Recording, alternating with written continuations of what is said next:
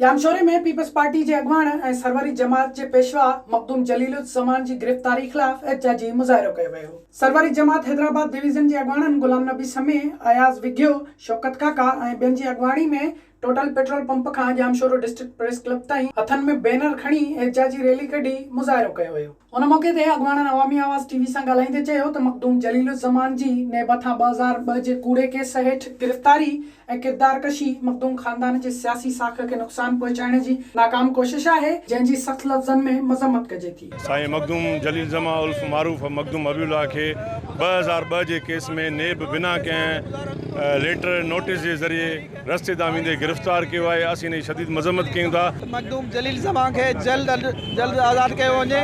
ॿी सूरत में सॼे सिंध में एहतजाजी तहरीक हलाई वेंदी। चवंदा नेब कूड़ा केस मखदूमनि ते उहे केस ख़त्म कया। मखदूम उहा गादी आहे जंहिं पीपल्स पार्टी खे ज़िंदा रखियो। MRD तहरीक जनरल ज़िया उनखे माना ख़त्म न कयो। मखदूम ख़ानदान मखदूम ख़ानदान वाहिद माण्हू हो जेको हिते बीठो, ॿिया सभु भॼी हलिया।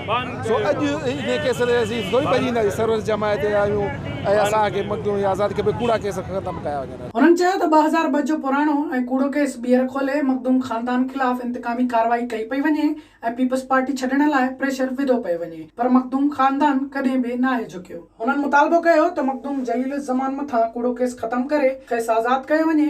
ॿी सूरत में सॼी सिंध में एहतजाजी तहरीक हलाई वेंदी। विज़िट कयो अवामी आवाज़ मीडिया ग्रुप की वेबसाइट awamiawaz.pk।